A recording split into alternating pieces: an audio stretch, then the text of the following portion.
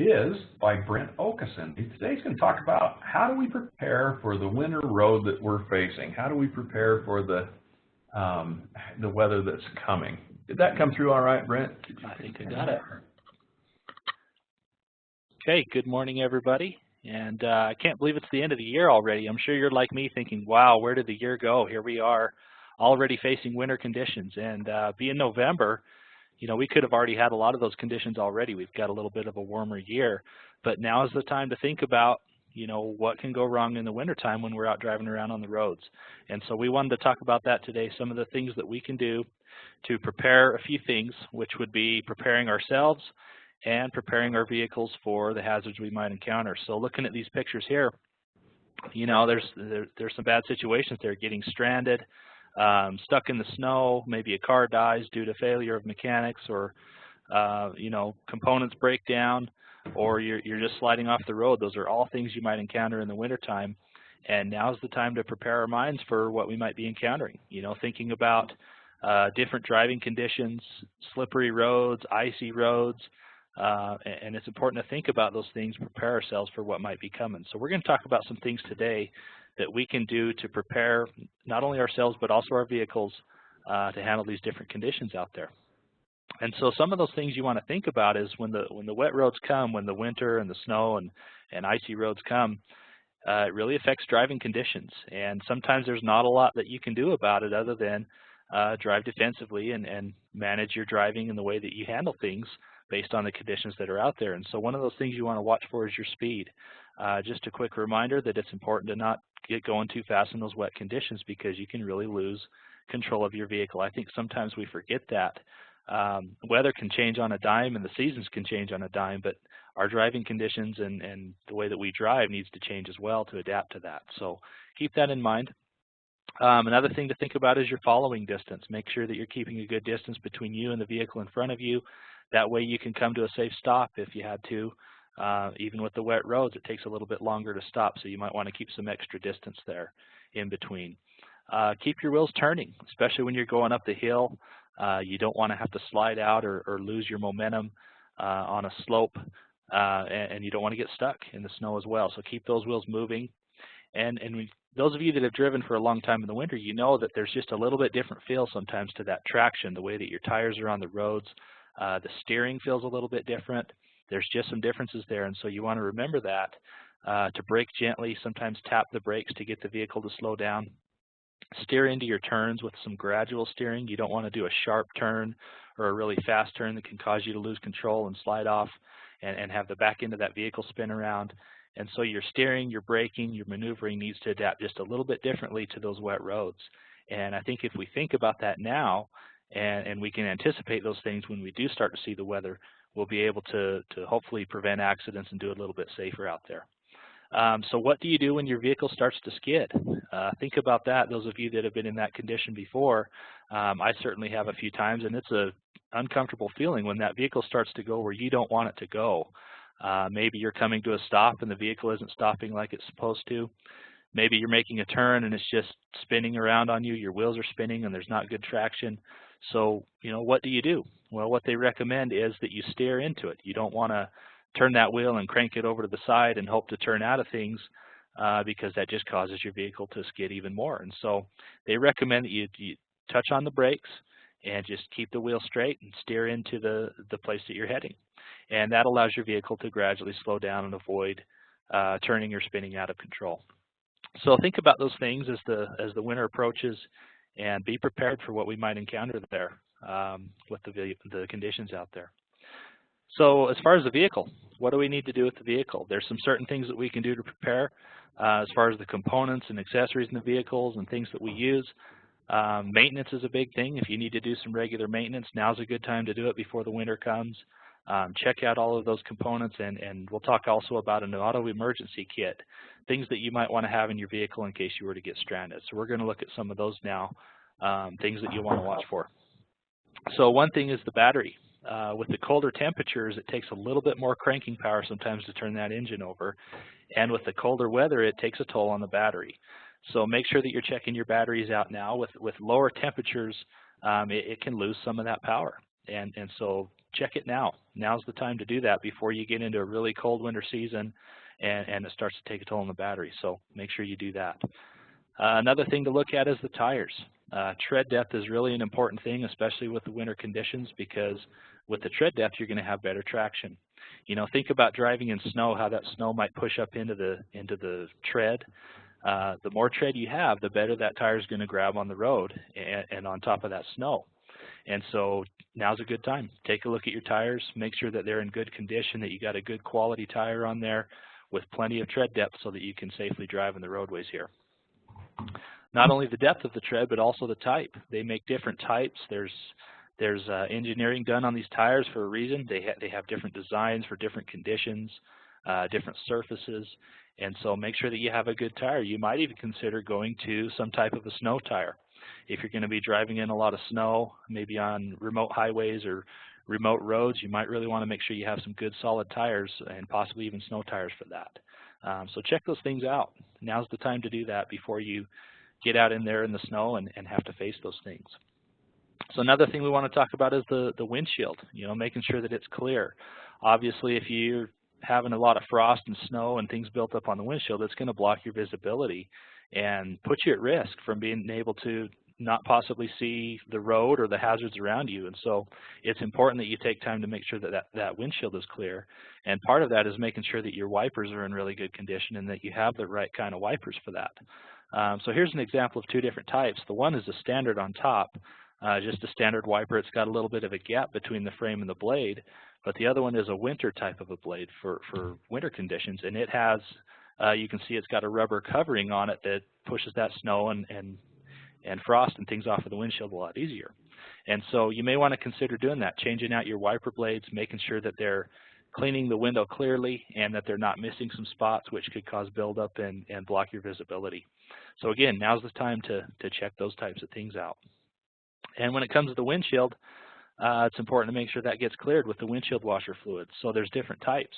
I learned this the hard way. When I was in Arizona, I would come up here to visit my family in the Salt Lake area, and we'd drive up when we were used to the warmer weather. Well, we get up here, and we had our windshield washer lines freeze up, and they got clogged and blocked so where it wouldn't even work with the colder weather up here. And so on our way back driving home, we'd have to pull off the side of the road and do it the hard way with a water bottle and get out and scrape to clean our window until we could get to the next town. Don't get caught into that mess if you don't have to. Now's the time to check out your windshield washer fluid. They make this kind that's called the de-icer type that has a temperature range on it where it's good for colder weather and it flows better and it doesn't freeze as fast. And so checking those things out to make sure that your wipers and your windshields are clear are a very important thing to do at this time. And also another thing is make sure that you're clearing your window. When you go out in the morning and you got that frost or you got ice or something built up on your windshield, a lot of times we get in a hurry and we think we gotta get to work, we gotta get moving for the day, or you've got somewhere you've got to be. Make sure you take the time to use those scrapers and clear those windshields and windows because you need to be able to see to drive defensively and drive safely. So take the time to do that. And I would recommend keeping those scrapers in the car. Sometimes throughout the year I found myself taking them out of the car and putting them in the garage because it's summertime. And then when the seasons start to change and it becomes winter again, all of a sudden you need that scraper. It may not be in your car. So think about keeping that in there at all times, maybe under the seat or somewhere where you have those scrapers available. And I really like this picture because I think all of us have been here at some point in our life. You know, we're in a hurry, we go out and we scrape the car, and we scrape just enough that we can just barely see out of the window. But really that's not effective enough. It needs to be the entire windshield clear. You need to be able to see clearly and see out to drive safely. So don't do like this picture and just clear a little bit. Make sure you take the time for your own personal safety and the safety of driving on the roads and clear that windshield all the way so that you can see clearly. Other things you might want to check in your vehicle are the engine coolant and the antifreeze, making sure that the coolant's topped off, that it's full. You don't want to have any mechanical failures or issues from that. Check your heater and your defroster. I'm sure some of us have already ran our heaters at this time, but if you haven't, check it out. Make sure that they're doing what they need to do so that in the morning you can go out and have a clear windshield and have a nice warm car to drive in. Checking your lights, your signals, your flashers, all of those are important. And then some vehicles actually have rear-wheel drive. And so knowing what type of vehicle you drive, whether it's a all-wheel drive or a rear wheel or front-wheel drive, is important to know those things because it can affect the way that you drive and the traction and stability that you have on the roads. So if you do have a rear wheel axle, sometimes people will put weight in the backs of their cars to put that extra weight on the back end so that it doesn't slip around in the wet conditions. So if you do, put some things back there to make sure that your weight is loaded in the back of trucks or back of trunks or something like that. Other things that you want to think about as you go through the winter season and also throughout the year is there certain supplies and things that you might want to have on you just in case something were to go wrong. One of the things that we recommend is keeping your gas tank at least half full. And the reason we want to do that is because if you get stranded somewhere and it's really cold outside, you'll want to have plenty of fuel to keep that car running for a while, to keep the engine going, to keep you warm and have what you need. So always remember that. If you're going on a trip somewhere, even driving a long ways across town, you may want to make sure that there's plenty of gas in your car that you don't get stranded and have a problem with that. Jumper cables are a good thing to have. First aid kits, those are all things you might want to have. Shovels as well. But think about your phone. If you were to get stranded and needed to call somebody for help, make sure that your phone is charged before you leave the house. Have it with you. Also have a phone charger in the car. Maybe have an extra there in case you ever needed it. So those are some good tips of things you might want to have. Other things, what if you do get stranded? What might you need to get pulled out? Maybe a tow strap, maybe some emergency reflective devices, things that you need to put out to keep yourself safe on the side of the road. Maybe some extra clothing, maybe a blanket in case you're stranded for a long period of time, you can keep warm, and possibly some food and water as well. I like to keep water bottles in my truck just to keep them in there, just to have on hand. I've found that sometimes in the wintertime, if they stay there all week, they get frozen solid. And, you know, it's not going to do me a lot of good if I'm in a really cold place and I've got solid water bottles. And so sometimes I'll just take a new one with me each day so that I at least have a good amount of water there and some extra in case I need it. So I'd recommend you do that. Put some non-perishable food in the car. Have those things on hand. I like to do granola bars. Just things that you'd want to keep in there in case you were stranded and needed food and water for a little while until you could get to the next safe exit or next town. Those are all good things to think about. And we've heard some stories about people that have run into trouble before. I remember this news story. This was back in 2006. There was a family in the Oregon area, and I remember this being a big deal, seeing it all over the news. A family went out in the mountainous areas and got caught. They got caught in some snow, and they were stranded. And they were stranded for 9 total days. And they didn't have very much food. They had a hard time keeping warm. They didn't have a phone signal. They were in a really bad spot, and they couldn't get rescued. And so the dad left the mom and the 2 children in the car, and he took off to try to go get help to try to get rescued. And they ended up finding him later that he had died out in the mountains. They couldn't find him for a long time, found that he had left the car and died. Now, the mom and the 2 children eventually survived and were found, but it's a really bad situation for that family. And it happens. I remember a couple of years ago, same situation happened near the Cedar City area here in Utah, and it's a bad deal. You know, it can happen to anybody. So think about those things that you would need before you go on a trip and before you go somewhere. You know, first of all, don't put yourself in a bad situation. Don't go into places you know, maybe by yourself. Make sure that you're telling somebody before you go. Think about those things that you can do to protect yourself if you're going on a trip and might get caught somewhere. Definitely have some supplies and extra things you might need to get through that. So I can't believe we're to the end of the year. You know, ready or not, here comes winter. It's already on its way. In fact, you know, being warmer now, we probably could have had snow even at this point here in the valleys. But it's coming. It could happen any time within the next week or 2. And so now's a really good time just to think about that. Think about what you need to do now to prepare to drive in these tough conditions with low visibility, with wet roads, with snow and situations like that. It can be really different. And so now's the time to think about and prepare your vehicles for that. And just a quick note, think about your facilities as well. Think about what you might want to do at this time to make it easier on drivers coming in and out of your facilities. You know, the sidewalks, the places people will walk. Now's a good time to take care of those things and do repairs and get everything set so that you don't have to do it in the wintertime when it's too late. So check those things out. Check your vehicle, check your equipment, prepare your staff and everybody for the winter conditions. With this is your parking lots. You know, think about clearing those things off, doing the repairs and maintenance on the roads and places where people might be driving in. And when the snow and ice does come, make sure that you're taking care of that in a reasonable time frame. It would save a lot of hassle. It would avoid accident, would avoid any problems or injuries if we can keep on top of that. And so we recommend you do that in a reasonable time frame and document those things that you do to keep the winter conditions in check at your facilities. Now's a great time to address that and prepare for that. And when it comes to training, it's a good time to think about, to get our minds right, to think about, you know, the hazards that are coming, the wet roads, the different conditions. And our defensive driving is a perfect thing we can do.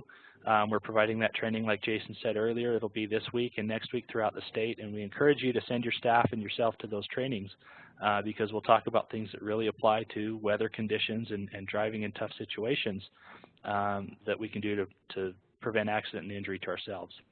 So make sure that you train your staff on the cold weather safety, what to do if there's emergencies, how to handle those things, and now's a good time to do that. So looking at the weather conditions, I think one of the things we need to realize is, and this goes for really any time throughout the year, but especially in these wet conditions in the winter, is know your limits. You know, sometimes you might think it's okay to keep going, or, you know, maybe you have a meeting you've got to drive to, and sometimes we might push it just a little bit and put ourselves in a bad situation.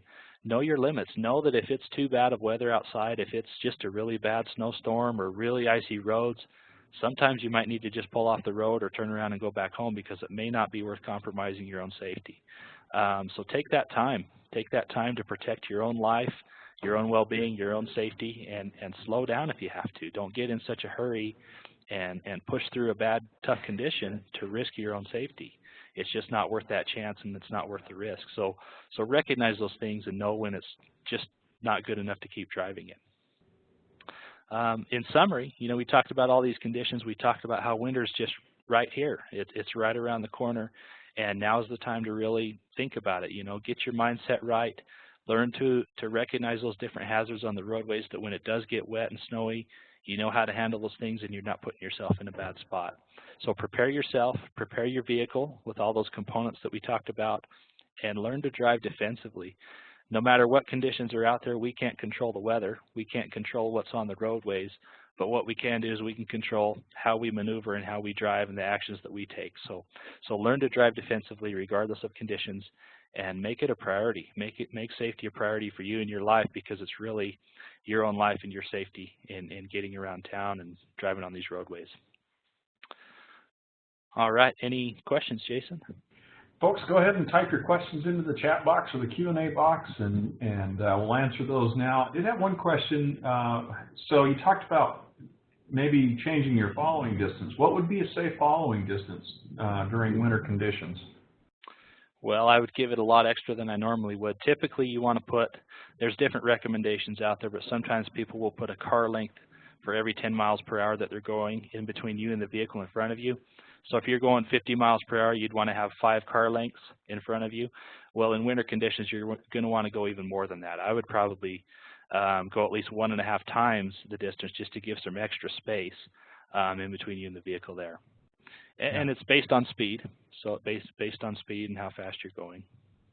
And the other way we look at it is the following distance based on time, and one of the recommendations we have is a 3-second plus rule. So for every on a normal dry day, good conditions, you'd be 3-second following distance, and then add additional second for each poor condition that we have. So it's snowing and it's nighttime. So you probably add a couple extra seconds onto that, and if it's one of those freezing rain days, just stay home. Yeah, if possible. Yeah. Yeah. And one thing, Doug, did you have anything you wanted to bring up?